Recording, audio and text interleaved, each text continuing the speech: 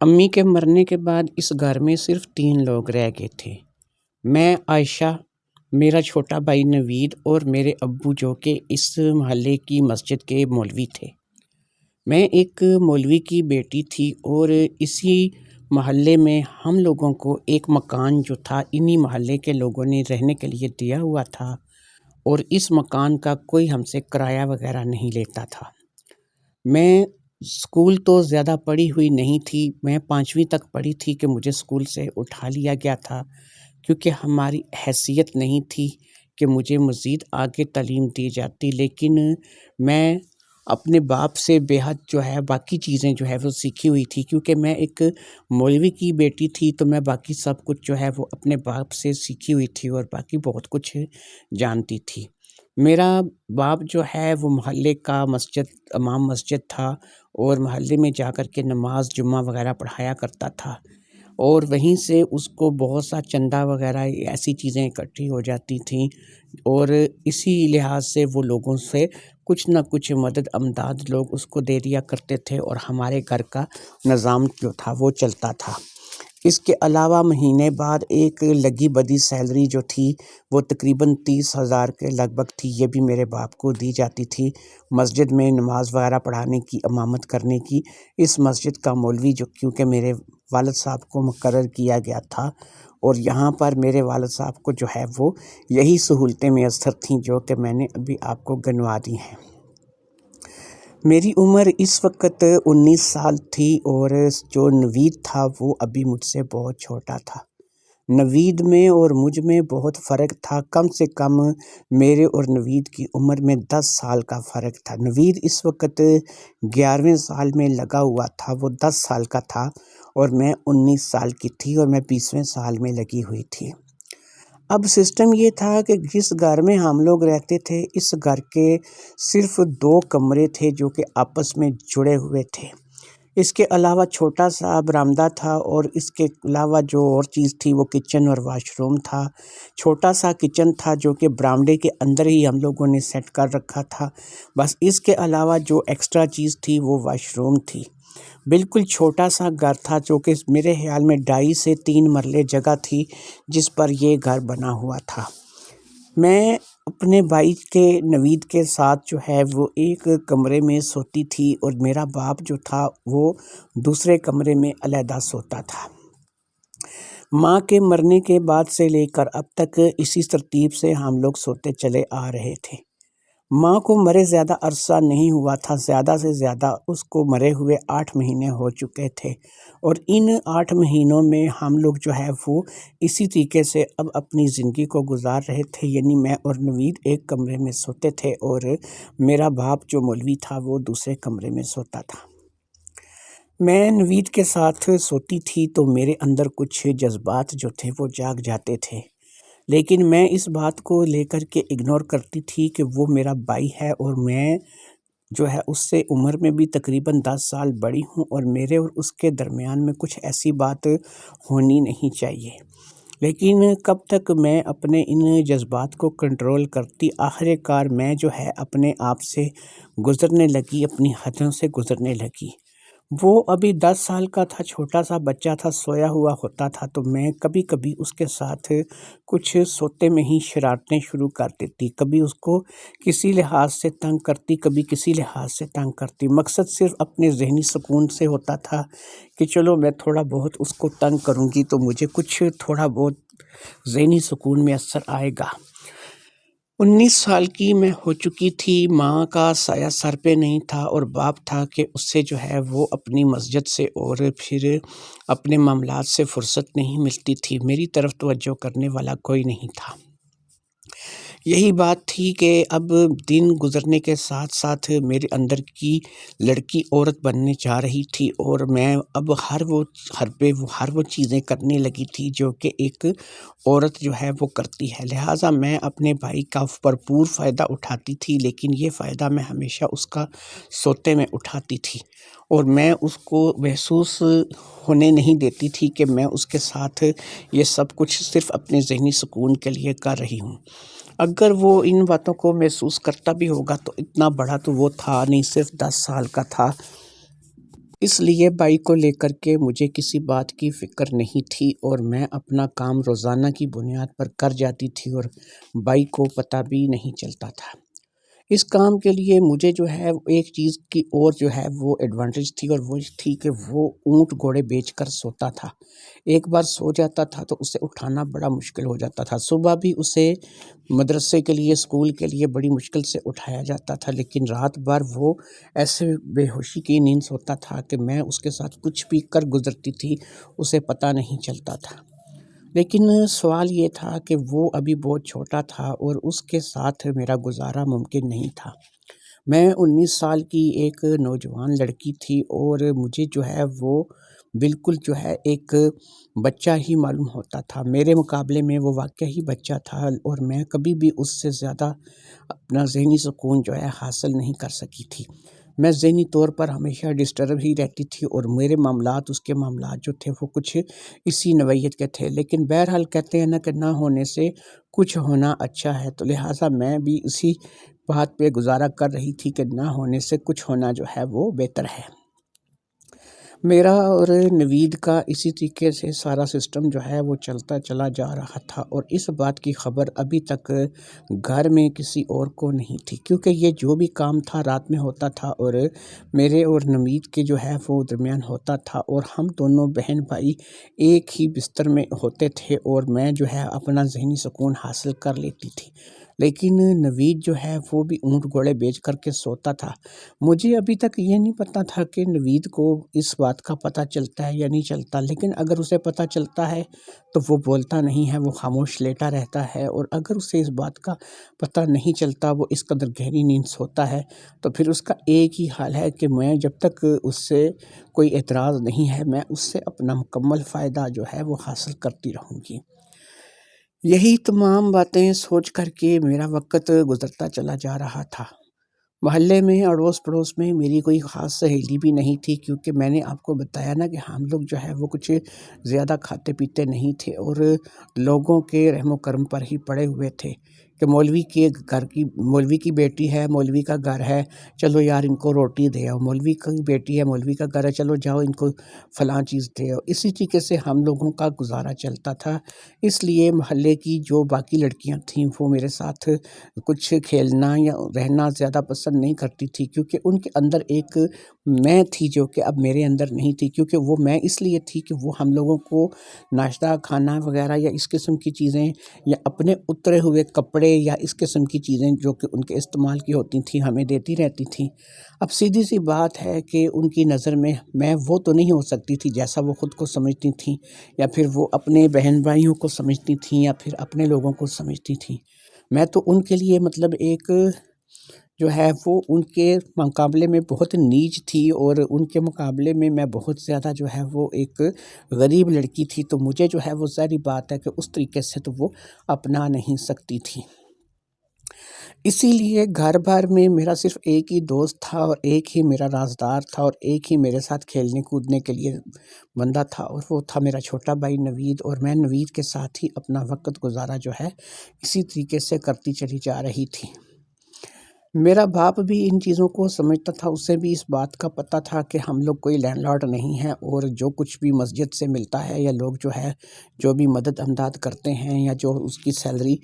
آتی ہے اسی میں ہم لوگوں کو گزارا کرنا ہے۔ ہاں، ایک بات اس نے اچھی کر چھوڑی تھی کہ اس نے 10,000 روپے مہینہ پہ ایک کمیٹی ڈال دی تھی، اور اس امید پر کہ اگر یہ کمیٹی نکلے گی تو وہ اس کمیٹی کو لے کر کے کیا کرے گا کہ اپنے گھر کے لیے کوشش کرے گا اور اپنا گھر بنانے کی کوشش کرے گا۔ اس کے دل میں یہ سوچ تھی، اس کے دل و دماغ سے یہ بات آ رہی تھی کہ ہم لوگ ساری زندگی ایسے نہیں رہیں گے، کل کو اگر اس سے کچھ ہو گیا تو میں اور نوید ظاہری بات ہے کہ دنیا کے رحم و کرم پر رہ جائیں گے، اور میں تو مسجد میں امامت بھی نہیں کرا سکتی تھی، میں کیا کروں گی، اور نوید ابھی بہت چھوٹا تھا، صرف 10 سال کا، اسے کیا پتہ تھا کہ کیا کرنا ہے اور کیا نہیں کرنا ہے۔ اسی طریقے سے ہمارا وقت جو ہے وہ گزرتا چلا جا رہا تھا کہ ایک دن جب کہ میرے سے ایک بہت بڑی غلطی ہو گئی۔ رات کو سونے سے پہلے میں اپنے کمرے کا دروازہ لاک کرنا بھول گئی۔ اب اس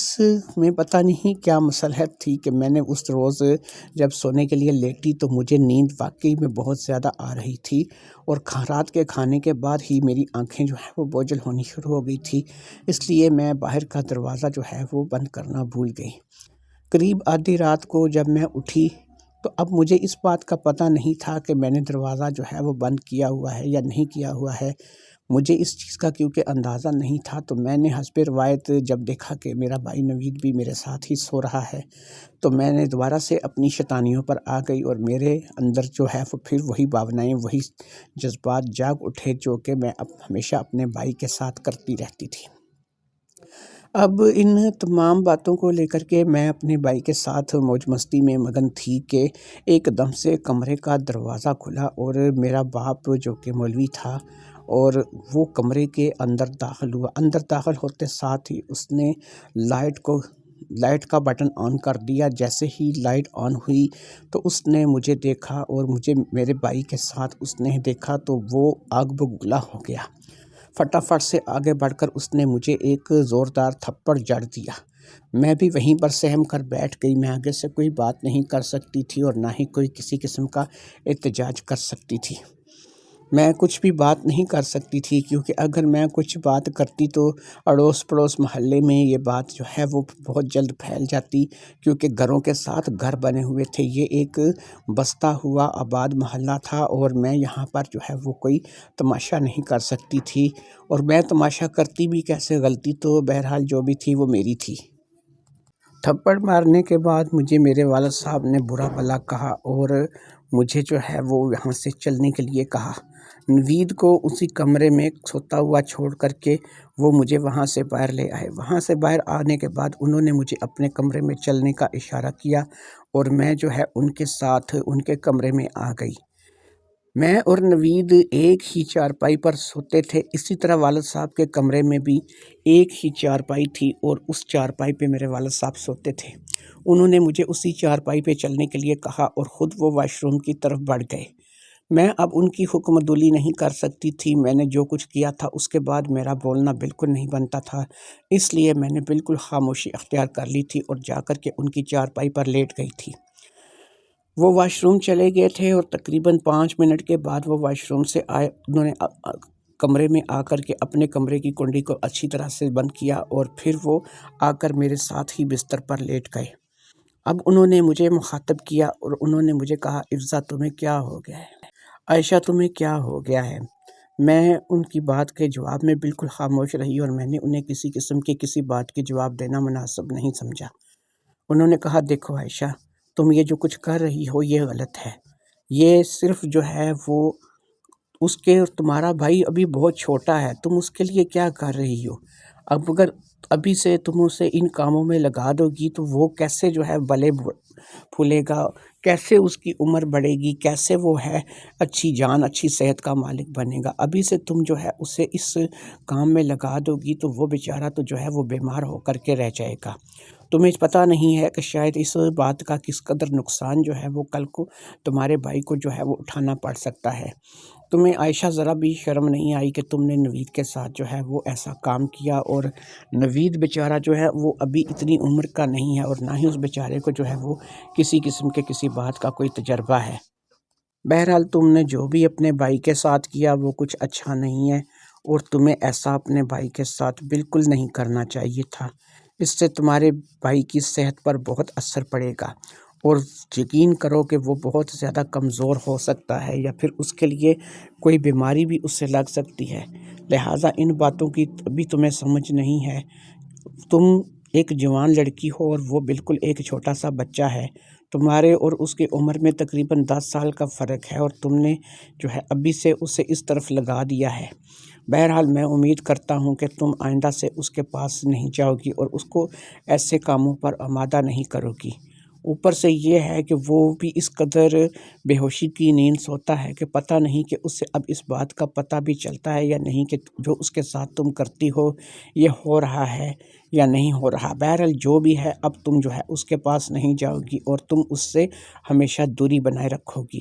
بہرحال تم دونوں بہن بھائی ہو، آپس میں ملو، بات چیت کرو، اس پہ مجھے کوئی اعتراض نہیں ہے، لیکن آج سے تم لوگوں کا سونا بالکل جدا ہوگا۔ وہ اس کمرے میں علیحدہ سوئے گا اور تم یہاں پر اسی بستر میں میرے ساتھ سویا کرو گی۔ میں تمہیں تمہاری پہلی اور آخری غلطی سمجھ کر کے معاف کرتا ہوں، لیکن اس کے بعد اگر تم نے ایسا کچھ کیا تو یاد رکھو کہ میں تمہیں معاف نہیں کروں گا۔ میں چپ چاپ سے ابو کی باتیں سنتی رہی۔ وہ اپنی جگہ ٹھیک کہہ رہے تھے، مجھے ان چیزوں کا اندازہ نہیں تھا۔ واقعی میں وہ ابھی بہت چھوٹا تھا، اس کی عمر تقریباً 10 سال تھی، اور 10 سال کی عمر میں اگر اسے ان کاموں میں مبتلا کر دوں گی تو ظاہری بات ہے کہ وہ کل کو بیمار ہو سکتا ہے یا اس کی صحت جو ہے اس پہ فرق پڑ سکتا ہے۔ ابو کی باتیں سچ تھیں، اس لیے میں خاموش رہی اور میں نے کوئی بات کا جواب نہیں دیا۔ اب ابو نے دیکھا کہ جب میں خاموش ہوں اور مسلسل ان کی باتوں کو سنے جا رہی ہوں اور کسی قسم کا جواب نہیں دے رہی ہوں، تو اب ابو نے مجھے کہا، دیکھو ایسا ہے عائشہ کہ دیکھو، میں جانتا ہوں کہ تم ایک جوان لڑکی ہو، لیکن تم میری مجبوری کو بھی سمجھنے کی کوشش کرو۔ تمہیں پتہ ہے کہ ابھی ہمارے پاس اس قدر پیسے نہیں ہیں اور ہمارے حالات اس قدر اچھے نہیں ہیں کہ میں تمہارا بیاہ کسی جگہ کر سکوں اور تمہاری شادی جو ہے وہ کر کے تمہیں کسی جگہ دے دوں، لیکن اس کے لیے ضروری ہے کہ مجھے تھوڑے پیسے اکٹھے کرنے ہیں۔ میں نے تمہارے سامنے کی بات ہے، ایک کمیٹی ڈالی ہوئی ہے اور اس کا غرض سے ڈالی ہوئی ہے کہ ہم لوگ اپنا مکان بنائیں گے اور ہمارا گھر جو ہے وہ اپنا ہو جائے گا، لیکن اب میں سوچ رہا ہوں کہ گھر کے لیے تو میں کوئی اور بھی اکٹھا کر لوں گا اور میں کسی اور جگہ کمیٹی ڈال کے، کچھ بڑی کمیٹی گھر کے لیے ڈال کے جو ہے وہ اپنا گھر بنا لوں گا۔ اب میں یہ سوچ رہا ہوں کہ مجھے تمہاری شادی کی فکر کرنی چاہیے، کیونکہ تم 19 سال کی ہو چکی ہو اور میرا من ہے کہ میں تمہاری شادی جو ہے وہ کروا دوں۔ تو چلو اب تم 5-6 مہینے تک انتظار کرو اور جیسے ہی یہ کمیٹی نکلے گی میں تمہاری شادی جو ہے وہ کسی نہ کسی جگہ کروا دوں گا اور تمہیں شادی کر کے رخصت کر دوں گا، پھر تمہارا ان کاموں سے جان چھوٹ جائے گی۔ تمہیں نہیں پتہ کہ تم کس قدر جو ہے وہ غلط کرنے جا رہی تھی۔ تمہارا بھائی عمر میں بہت چھوٹا ہے اور تم جو ہے وہ ابھی اس کے ساتھ جو ہے یہ سب کچھ نہیں کر سکتی۔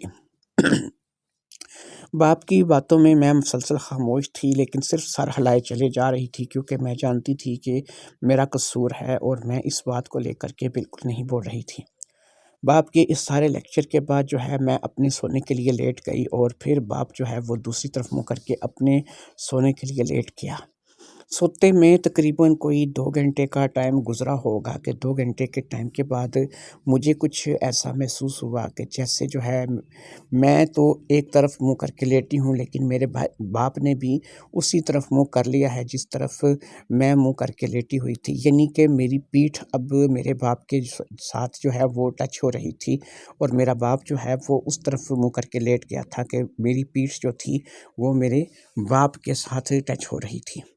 لہٰذا میں نے سوچا کہ اب ایک ہی چارپائی ہے، ظاہری بات ہے کہ ایک ہی رخ پہ ہم دونوں کیسے سو سکیں گے۔ اس نے بھی اپنی سائڈ بدلنی ہے اور میں نے بھی اپنی سائڈ بدلنی ہے، اور ان چیزوں کو لے کر کے اب مجھے سوچنے کی ضرورت نہیں ہے۔ لہٰذا میرا باپ تو ایک مولوی انسان ہے جو کہ کافی اچھا بھی ہے اور محلے میں کافی لوگ اس کی عزت بھی کرتے ہیں، اس لیے جو ہے مجھے کچھ ایسا سوچنا نہیں چاہیے۔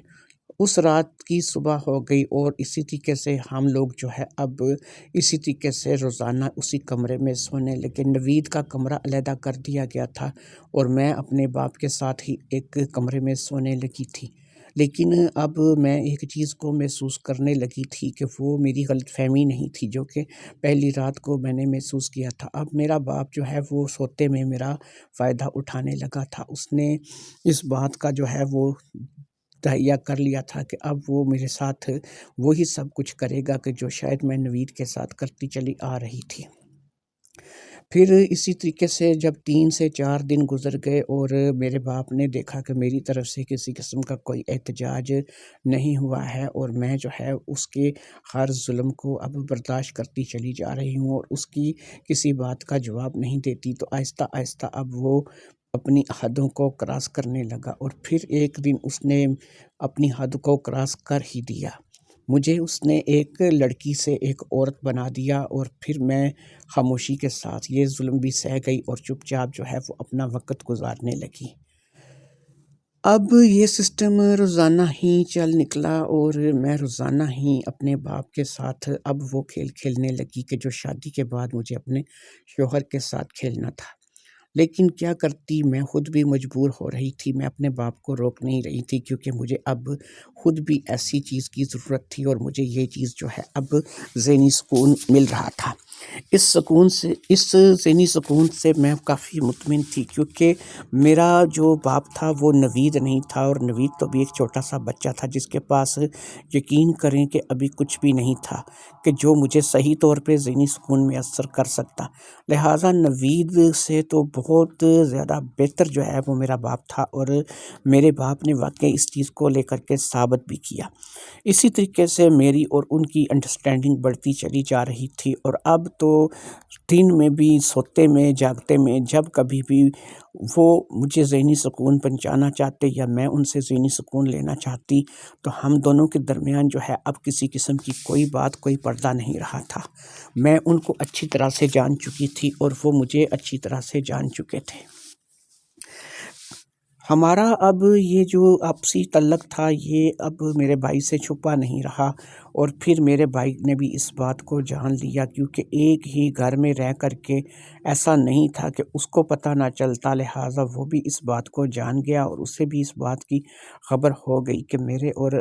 ابو کے درمیان کیا چل رہا ہے۔ لہٰذا ہم نے اس کے منہ پر انگلیاں رکھ کر کے اس کو بھی خاموش رہنے کا کہا، اور پھر اسے بھی اپنے ساتھ ہم لوگوں نے اس کھیل میں شامل کر لیا، کیونکہ یہی ایک ایسا واحد طریقہ تھا کہ وہ خاموش رہتا، ادروائز وہ کسی وقت بھی ہم دونوں کے راز جو ہے ان کو باہر لوگوں میں افشا کر سکتا تھا۔ لیکن کیونکہ اب ہم نے خود اسے رازدار بنا لیا تھا، اور وہ ہمارے پاس ہی رہنے لگا تھا اور ہمارے ساتھ ہی مل کر کے ہر کام میں حصہ لینے لگا تھا، تو لہٰذا اب وہ بھی جو ہے وہ ان معاملات کو سمجھنے لگا تھا، اور ہماری بات، ظاہری بات ہے کہ اب وہ باہر کسی کے ساتھ بیان نہیں کر سکتا تھا۔ میرا ابو کا اور بھائی کا اسی طریقے سے ذہنی ہم آہنگی کا سلسلہ چلتا رہا۔ ہم لوگ ایک دوسرے کے ساتھ اب مکمل طور پر خوش تھے اور ایک دوسرے سے مکمل فائدہ حاصل کر رہے تھے۔ میں چاہتی تھی کہ اب زیادہ سے زیادہ جلدی سے جلدی ہو سکے، تو جیسے ابو نے کہا تھا کہ کمیٹی نکلنے پر وہ میری شادی کروا دیں گے، اور انہوں نے میری شادی کروانے کا عہد کر لیا تھا۔ لیکن میں سوچ رہی تھی کہ جب میں شادی کر کے چلی جاؤں گی تو جو عادت مجھے اب اپنے باپ کے ساتھ یا اپنے بھائی کے ساتھ یہاں پر اس گھر میں پڑ چکی ہے، جو ان کی عادت مجھے ہو چکی ہے، اس کا ازالہ جو ہے وہ کیسے ہوگا؟ چلو مجھے شوہر مل جائے گا، اس میں مجھے بہت زیادہ فائدہ ہے، لیکن جو میرے بھائی اور ابو کے ساتھ میرا ٹائم گزرتا تھا، وہ ٹائم جو ہے وہ ظاہری بات ہے کہ میری شادی کے بعد نہیں گزرے گا۔ لیکن اب میں کیا کرتی، مجھے اب کچھ نہ کچھ تو کرنا تھا، کچھ نہ کچھ قربانی تو مجھے دینی تھی، اس لیے میں نے خاموشی اختیار کرنا مناسب سمجھا، اور پھر میں جو ہے اس چیز کا انتظار کرنے لگی کہ کب جو ہے وہ کمیٹی نکلے گی اور کب میرا باپ میری شادی جو ہے وہ کسی شخص سے کرے گا۔ میں اب اسی انتظار میں رہنے لگی، اور ادھر جو ہے میرے باپ نے اور میرے بھائی نے اب خوب کام اٹھا کر رکھا ہوا تھا۔ کوئی بھی دونوں میں سے کوئی موقع ضائع نہیں کرتا تھا۔ دوپہر میں میرا ابو گھر پہ نہیں ہوتا تھا تو بھائی جو ہے وہ گھر پہ ہوتا تھا، تو وہ مجھے کہتا تھا آؤ باجی ہم لوگ کھیل کھیلتے ہیں، اور جب ابو آ جاتے تھے تو پھر وہ جو ہے وہ میرے ساتھ کھیل کھیلنے لگتے تھے، اور اسی طریقے سے اب یہ رات یا دن کا کوئی فرق نہیں رہا تھا۔ رات میں اب ہم لوگ جو ہے وہ بستر میں اکٹھے ہوتے تھے، دونوں چارپائیوں کو ایک ساتھ جوڑ لیا گیا تھا اور دونوں کو ایک ہی کمرے میں شفٹ کر دیا گیا تھا۔ ایک ہی کمرے میں دونوں چارپائیوں پر اب کبھی ابو جو تھے وہ میرے ساتھ کچھ اٹکلیاں کرتے تھے، اور کبھی بھائی جو تھا وہ میرے ساتھ اٹکلیاں کرتا تھا، اور اسی طریقے سے ابو اور بھائی کے ساتھ جو ہے وہ میری ساری رات جو ہے وہ اسی طریقے سے کھیل چلتا رہتا تھا، اور میری ان کے ساتھ ذہنی سکون کی کھیل جاری رہتا تھا، اور ذہنی سکون کی جنگ جو ہے وہ جاری رہتی تھی۔ اسی طریقے سے وقت جو ہے وہ گزرتا چلا جا رہا تھا، اور پھر ایک وقت ایسا آیا کہ جو کمیٹی تھی وہ نکل آئی۔ جیسے ہی کمیٹی نکلی، اب ابو نے دور ایک شہر میں، جہاں پہ کافی دور جا کر کے ان کا ایک اور مولوی دوست تھا، اس کے بیٹے کے ساتھ میری رشتے کی بات چلا دی، کیونکہ وہ لوگ بھی مولوی لوگ ہی تھے اور ہماری طرح ہی تقریباً زندگی بسر کر رہے تھے، لہٰذا اس کا ایک ہی بیٹا تھا اور وہ مولوی جو ہے اپنے بیٹے کے ساتھ رہتا تھا۔ اب وہ اپنے بیٹے کو بھی اپنی جگہ مولوی بنا رہا تھا، تاکہ اگر وہ نہ رہے تو کم از کم اس کا بیٹا جو ہے وہ اس کی سیٹ سنبھال سکے۔ ان کا گھر اپنا تھا اور اس کے علاوہ جو ہے مسجد میں سے جو کچھ آتا تھا یا جو کچھ بھی مسجد سے وہ حاصل کرتے تھے، ہماری طرح ہی زندگی بسر کر رہے تھے، بس ان کا یہ تھا کہ گھر اپنا تھا۔ اس مولوی نے اپنے بیٹے امجد کے لیے مجھے جو ہے وہ پسند کر لیا، اور یہ بات طے پا گئی کہ میں بہت جلد جو ہے مولوی کے بیٹے کے ساتھ شادی کر کے چلی جاؤں گی۔ لہٰذا اس کام میں زیادہ ٹائم نہیں لگا اور میرے ابو نے 1 مہینے کے اندر اندر ہی مجھے شادی کر کے اس مولوی کے بیٹے کے ساتھ رخصت کر دیا۔ میں امجد کی دلہن بن کر کے امجد کے گھر آ گئی اور پھر میں امجد کے ساتھ رہنے لگی۔ امجد بھی ایک مولوی کا ہی بیٹا تھا اور اسے بھی تقریباً وہی زندگی ملی تھی جو کہ مجھے ملی تھی۔ بہت جلد ہم دونوں کے درمیان کافی ذہنی ہم آہنگی ہو گئی اور ہم دونوں جو ہے وہ اپنی زندگی کو انجوائے کرنے لگے اور اپنی زندگی کو اچھے طریقے سے گزارنے لگے۔ پھر ایک دن ایسا ہوا کہ ایک حادثے میں امجد کا ایکسیڈنٹ ہو گیا، اور ایکسیڈنٹ کے نتیجے میں امجد کی نچلا دھڑ جو ہے وہ مکمل طور پر مفلوج ہو گیا۔ اس کی دونوں ٹانگیں جو ہے وہ بیکار ہو چکی تھیں اور اب وہ ان چیزوں کے قابل نہیں رہا تھا جو کہ شادی شدہ زندگی کے لیے ضروری ہوتی ہیں۔ اس صورتحال کو دیکھ کر کے اب جو میرا سسر تھا، اس کا نام مولوی اسلم تھا، مولوی اسلم نے، میرے سسر نے اس بات کا فیصلہ کیا کہ وہ چاہے تو میری دوسری شادی کروا دے اور چاہے تو میں امجد کے ساتھ ہی یہاں اسی گھر میں رہوں۔ یہ اس نے میری مرضی پر چھوڑ دیا تھا۔ اس نے کہا تھا کہ تم اپنے ابو سے اور اپنے بھائی سے بھی اس سلسلے میں بات کر لو، اگر تم شادی اور کرنا چاہتی ہو تو امجد سے طلاق دوا کر کے میں تمہاری شادی جو ہے وہ کسی اور جگہ کروا دیتا ہوں اور تم جو ہے وہ اپنی زندگی کو نئے سرے سے شروع کرو، کیونکہ اب اتنی لمبی عمر جو ہے وہ تم ایسے نہیں گزار سکتی۔ ابھی تمہاری عمر ہی کیا ہے، تم تو ابھی 19-20 سال کی لڑکی ہو اور تمہیں جو ہے وہ امجد کے ساتھ جو ہے اب ساری زندگی، ساری بات ہے کہ نہیں گزارنی ہے۔ جب میں نے واپس آ کر کے اپنے ابو سے مشورہ کیا اور نوید سے اس بارے میں مشورہ کیا تو انہوں نے مجھے یہی مشورہ دیا کہ تم فی الحال جو ہے ان کو ان کے حال پر چھوڑ دو، کیونکہ اور ان سے طلاق لے لو، امجد سے طلاق لینا تمہارے لیے بہتر ہے۔ شادی تمہاری وہ کیا کروائیں گے، شادی تمہاری ہم کروائیں گے۔ لہٰذا میں نے امجد سے طلاق کا مطالبہ کیا، جو کہ آسانی کے ساتھ مجھے طلاق مل گئی اور میں طلاق لے کر کے پھر سے دوبارہ اپنے گھر میں آ گئی۔ اب اپنے گھر میں آنے کے بعد کچھ دن تو خیر خیریت سے گزر گئے اور اس کے بعد میرے ساتھ سے پھر وہی سسٹم شروع ہو گیا کہ کبھی میں ابو کے پاس ہوتی تو کبھی میں نوید کے پاس ہوتی۔ دونوں نے ایک دفعہ سے مجھے پھر کھلونا بنا لیا اور میں دونوں کے ساتھ مل کر کے کھیلنے لگی۔ میری شادی ٹوٹ چکی تھی، مجھے طلاق ہو چکی تھی اور اب دوسری شادی میری پتہ نہیں کب ہونی تھی یا کب نہیں ہونی تھی، لیکن ظاہری بات ہے کہ میں امجد کے ساتھ بھی چند دن گزار آئی تھی اور وہاں سے بھی مجھے اس چیز کا اندازہ ہو گیا تھا کہ میاں بیوی کے تعلقات کیا ہوتے ہیں اور لڑکی جو ہے وہ ان چیزوں کے بغیر ظاہری بات ہے کہ اپنی زندگی کو گزر بسر نہیں کر سکتی۔ لہٰذا اب میں اس چیز کے انتظار میں تھی کہ میرا باپ جو ہے وہ میری دوسری شادی کہاں کرواتا ہے اور کس کے ساتھ میری دوسری شادی ہوگی، لیکن جب تک ظاہری بات ہے کہ میری دوسری شادی نہیں ہوگی اس وقت تک مجھے اپنے باپ کو اور اپنے بھائی کو دونوں کو ہی خوش رکھنا پڑے گا۔ لہٰذا اب میں اپنی دوسری شادی کا انتظار کر رہی ہوں کہ پتہ نہیں کب وہ وقت آئے گا کہ میری دوسری شادی ہوگی اور میں بیاہ کر کے اپنے گھر چلی جاؤں گی۔ ادھر جو ہے نہ مجھے باپ چھوڑتا ہے اور نہ بھائی چھوڑتا ہے۔ بھائی بھی اب اتنا سیانہ ہو چکا ہے کہ اگرچہ اس کے پاس وہ چیز نہیں ہے جو کہ میرے باپ کے پاس ہے، لیکن اس کے باوجود بھی وہ مجھے جو ہے ایک لمحہ بھی سکون سے نہیں بیٹھنے دیتا۔ اسی طریقے سے میری زندگی بسر ہو رہی ہے اور میرا رشتہ بھی دیکھا جا رہا ہے۔ پتہ نہیں کب میری شادی ہوگی، لیکن بہرحال مجھے کوئی پریشانی نہیں ہے۔ شادی کے بعد بھی میں نے یہی کچھ کرنا ہے جو کہ میں ابھی سے کرتے چلے جا رہی ہوں، اس لیے مجھے کسی قسم کی کوئی پریشانی جو ہے وہ نہیں ہے۔ بہرحال جب بھی میری شادی ہوگی، اب دعا کرتی ہوں کہ امجد کی طرح کا لڑکا نہ ملے کہ جس کے بیچارے کا ایکسیڈنٹ ہو جائے۔ اس بیچارے کا تو کوئی قصور بھی نہیں تھا، وہ بیچارہ خود مفلوج ہو کر کے رہ گیا۔